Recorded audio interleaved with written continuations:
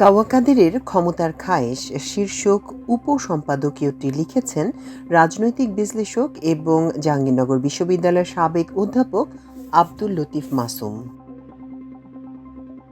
আওয়ামী স্বেচ্ছাচার বাহিনীর second in command Obaidul Quader, যিনি কাওয়া কাদের নামে সমধিক খ্যাতি অর্জন করেছেন, তিনি অতি সম্প্রতি মুখ খুলেছেন। তার বেশি কথা বলার বদনাম ছিল, সারাক্ষণ বকবক করতেন। 5 আগস্ট তার মুখে কুলুপ এঁটে দিয়েছে। এতদিন তিনি বাকরুদ্ধ ছিলেন, নিশ্চয়ই তার দম বন্ধ হওয়ার উপক্রম হয়েছিল। মোদিজির কল্যাণে তারা আছেন বেশ। তার প্রভু শেখ হাসিনারও কথা বলার বাতিক ছিল। বাতিকগ্রস্ত এই মহিলা বেমালুম ভুলে গেছেন যে তিনি আর বাংলাদেশের সিংহাসনে সমাসীন নন। তাই তিনি পলায়নের লজ্জা শরমের তোয়াক্কা না করে দাদাদের কৃপায় কথা বলেই যাচ্ছেন। এই কথাগুলোর কি ক্রিয়া এবং প্রতিক্রিয়া এখানে ওখানে এবং সেখানে হতে পারে, সে কাণ্ডজ্ঞান হারিয়েছেন তিনি। মনস্তত্ত্ববিদরা নিশ্চয়ই বলবেন যে তিনি মানসিক ভারসাম্যহীন হয়ে পড়েছেন।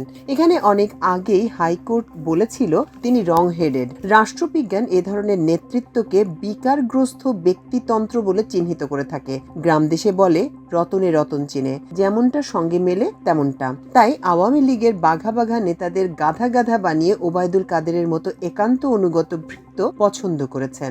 এই কথিত কাওয়া কাদের যদি আওয়ামী লীগের কাউন্সিল অধিবেশনে উন্মুক্ত ভোটে প্রতিযোগিতা করতেন, হয়তো তিনি 19টি ভোট পেতেন। এখন ব্যক্তিতন্ত্রের আশীর্বাদে তিনি একলাই 100। কাদেরের বিরুদ্ধে আওয়ামী লীগের আদি নেতা, পাতি নেতা এবং পরিত্যক্ত নেতা সবার অভিযোগ ছিল তিনি সঠিক সময়ে দলকে সঠিক সিদ্ধান্ত দিতে পারেননি।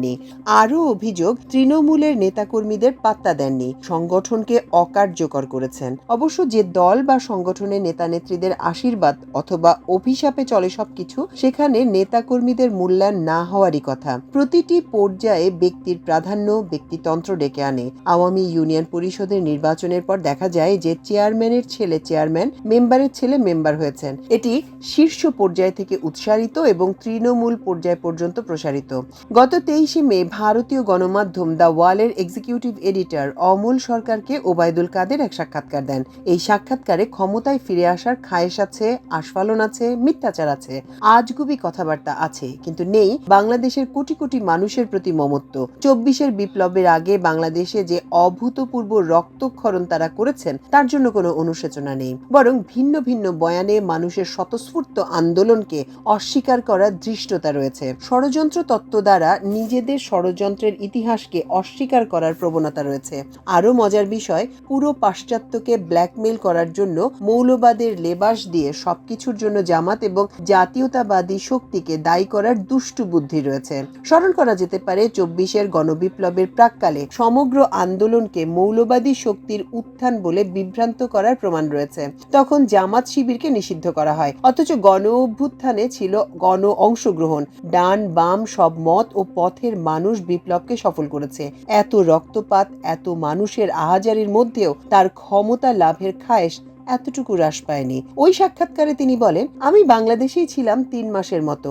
আমার একটা উদ্দেশ্য ছিল, ওখান থেকে কিছু করা যায় কিনা, সংগঠিত করা যায় কিনা। বিভিন্ন জায়গায় শ্রমিক অসন্তোষ, কর্মচারীদের অসন্তোষ, প্রতিদিনই এগুলি লক্ষ্য করতাম। ক্ষোভগুলো তখন রাস্তায় নেমে আসছিল, বিশেষ করে গার্মেন্টস। সে সময় ভাবলাম এদের সঙ্গে যোগাযোগ করে কিছু করা যায় কিনা। এই চিন্তাতেই 3 মাস পেরিয়ে গেল। এরপর একে একে সবাই অ্যারেস্ট হচ্ছি। আমি তো নেত্রীর পরে। তখনই 112টি খুনের মামলায় আমি আসামি হয়ে গেছি। এই অবস্থায় অনেকে বলল, আবার এখান থেকেও অনেক অনুরোধ যাচ্ছিল আমি যেন সতর্কভাবে এদিকে চলে আসি। এভাবেই চিন্তা করলাম। আমার বাইপাস সার্জারি হয়েছিল, অনেকগুলি ওষুধ খাওয়াবে কে, তারপর এখানে এলাম। সবাই জানেন হাসিনা স্বৈরাচারের লাঠিয়ালদের বড় লাঠিয়াল ছিলেন ওবায়দুল কাদের। দেশের মানুষ এবং সচেতন বুদ্ধিজীবীরা একটি রাজনৈতিক সমাধানের অপেক্ষা করছিলেন। এক পর্যায়ে শেখ হাসিনা হাসপাতালে হাসপাতালে মায়া কান্না করে ন্যূনতম রাজনৈতিক সমাধানের কথা ভেবেছিলেন। পাশের এবং দূরের দেশগুলো থেকে চাপও কম আসছিল না। কিন্তু সালিশ মানি না, কিন্তু তালগাছ আমার। পরিবর্তন, পরিবর্ধন ও পরিমার্জন যাই হোক না কেন, সবই হতে হবে হাসিনা কেন্দ্রিক। আর তার সভাসদরা একটু বেশি করে তেল মর্দন করছিলেন। ওরা বলছিলেন সব ঝুট হ্যাঁ, সব কুছ ঠিক হো জায়েগা। কবিগুরু তো আর এমনি এমনি বলেননি, রাজা যা বলে পরিষদ বলে তার শতগুণ। আর ওবায়দুল কাদের কূট কৌশলে অভ্যস্ত।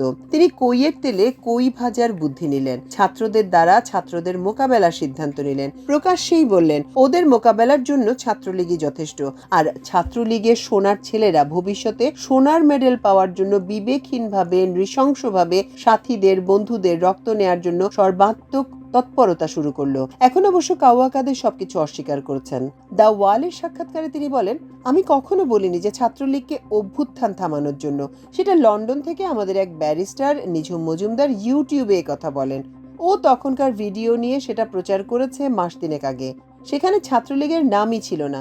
বিভিন্নভাবে বলা হয়েছে ওই দিন ছাত্রলীগই যথেষ্ট। এ ধরনের কোনো বিষয় ছিল না আমার বক্তব্যে। আর আমি পার্টির সেক্রেটারি। সে সময় পার্টির সেক্রেটারি হিসেবে আমার উপর সময়ারোপিত যে দায়িত্ব তা আমি পালন করেছি। আন্দোলনের পটভূমি তথা কারণ সম্পর্কেও তাকে জিজ্ঞাসা করা হয়। প্রশ্ন ছিল, 15 বছর দেশ শাসন করেছেন, এত বড় পার্টি, আপনারা কি বুঝতে পারলেন না এত বড় জনমত তৈরি হয়েছে? এটা কেন হলো? এর জবাবে তিনি বলেন, এটা তো শুরু হয়েছে কোটা দিয়ে, শেষ হয়েছে এক দফায়। এটি একটা ষড়যন্ত্রমূলক ঘটনা, একটা বিস্ফোরণ হয়েছে। সেটা ইন্টেলিজেন্সের একটা ব্যর্থতা ছিল এবং অন্য ব্যর্থতা এটা বলা যাবে না। দেশবাসীর কাছে ন্যূনতম ভুল স্বীকারের বিষয়ে আওয়ামী লীগের দায়িত্বশীল আর জাতির কাছে দায়িত্বহীন এই নেতা বলেন, ভারতে বসে আমি কেন ক্ষমা প্রার্থনা করব? আমি দেশে গিয়ে করব। আমার ভুল ত্রুটি হলে সেটার জন্য আমাদের নেত্রী আছে, তিনিই দেশবাসীকে বলবেন। এখান থেকে বলা কি ঠিক? তবে তার নেত্রী নির্লজ্জভাবে এর আগে শতবার বলেছেন তারা কোনো অন্যায় করেননি, সবই সাজানো নাটক। শেখ হাসিনা ভারত থেকে প্রথম বিবৃতিটি প্রকাশিত হয় 2 নভেম্বর 2024 আওয়ামী লীগের ভেরিফাইড পেজে। তাতে তিনি বলেন, বাংলাদেশ কারাগারের অন্ধকার প্রকোষ্ঠে পরিণত হয়েছে। দেশে মানুষের স্বাভাবিক মৃত্যুর গ্যারান্টি নেই, শোক পালনের অধিকার নেই। 75-এর পরও কুচক্রী মহল একই পরিবেশ তৈরি করেছিল।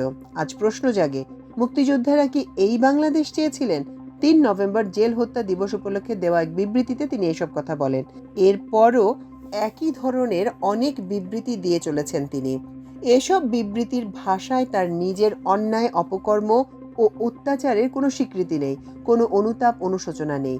সবকিছুর জন্য প্রাথমিকভাবে মার্কিন যুক্তরাষ্ট্র এবং জো বাইডেনকে দায়ী করলেও ট্রাম্প আসার পর সুর বদলে যায়। ইসলামী মৌলবাদের উত্থানের ভয় দেখিয়ে তিনি যেমন অতীতে 1-11 অনিবার্য করে তুলেছিলেন, ঠিক তেমনিভাবে এখন সংখ্যালঘু কার্ড ব্যবহার করছেন, দেশের অভ্যন্তরে অস্থিরতা অরাজকতা তৈরি করছেন, আওয়ামী নেতাকর্মীদের প্রত্যাবর্তনের অলীক কাহিনী শুনিয়ে তাদের জন্য বিপদ আমদানি করছেন। বহির্বিশ্ব থেকে বাংলাদেশ যাতে কোনো সহায়তা না পায় সেজন্য চেষ্টা তদবির করছেন। দেশের অভ্যন্তরে ও প্রশাসনে ঘাপটি মেরে থাকা আওয়ামীদের উস্কে দিচ্ছেন। বাংলাদেশ সরকারের তরফ থেকে ভারতের আশ্রয় প্রশ্রয় এ ধরনের দেশ বিরোধী তৎপরতার প্রতিবাদ জ্ঞাপন করা হয়েছে। কিন্তু ভারত কোনো তোয়াক্কাই করছে না, বরং মোদিজি বলেছেন শেখ হাসিনাকে নিরস্ত করতে তার দায় নেই। ভারতের মতো তথাকথিত বৃহত্তর গণতান্ত্রিক দেশের পক্ষ থেকে এ ধরনের বক্তব্য ও তৎপরতা অনাকাঙ্ক্ষিত, অযাচিত ও অনভিপ্রেত। কাওয়া কাদের আবার আরেকটি বিবৃতি দিয়েছেন। গত 23 মে 2025 দলের অফিসিয়াল ফেসবুক পেজে প্রকাশিত তার বিবৃতির শিরোনাম ছিল, ধ্বংসপ্রাপ্ত ক্ষতবিক্ষত আর রক্তাক্ত এই বাংলাদেশকে নতুনভাবে গড়ার লক্ষ্যে রাষ্ট্রনায়ক শেখ হাসিনা আবার হাল ধরবেন। অসারের এই তর্জন গর্জনে হাস্যরসের সৃষ্টি হয়েছে। দিন যতই যাচ্ছে, বিশেষত আওয়ামী লীগ নিষিদ্ধ হওয়ার পর তাদের আশা দুরাশায় পরিণত হয়েছে। সচেতন আওয়ামী লীগ কর্মীরা এখন আত্মরক্ষা ও আত্মগোপনে ব্যস্ত। ওবায়দুল কাদেরের বিবৃতি তাদের জন্য বাড়তি ঝুঁকি ও বিপদের কারণ হয়ে দাঁড়িয়েছে। ইতোমধ্যেই গণমাধ্যমে কাওয়া কাদেরের প্রতি আওয়ামী মহলের সমালোচনা, ক্ষোভ ও ক্রোধ সৃষ্টি হয়েছে। রাজনৈতিক পর্যবেক্ষক মহল মনে করে আওয়ামী লীগ ভবিষ্যতে মুসলিম লীগে পরিণত হবে, হয়তোবা 1 দশক পর তাদের অনুবীক্ষণ যন্ত্র দিয়ে আবিষ্কার করতে হবে। আওয়ামী স্বপ্নবিলাসের শেষ নেই, আবার আসিব ফিরে এই আশায় নেশায় বুঁদ হয়ে আছে তারা।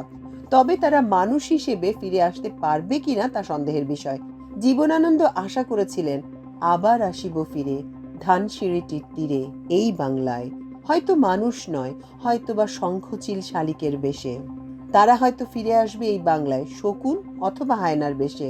আবার আওয়ামী স্বৈরাচারের পুরনো শকুন খামচে ধরবে আমাদের জাতীয় পতাকাকে, সে আশা দুরাশা মাত্র। বাংলাদেশের আপামর জনতা অনাদি অনন্তকালের জন্য আওয়ামী লীগকে গুড বাই বলেছে। বাংলাদেশের মানুষ ভয় পাবে না, বাংলাদেশের মানুষ নিঃশেষ হবে না। পবিত্র প্রতিজ্ঞায় গড়বে স্বৈরাচার মুক্ত বাংলাদেশ।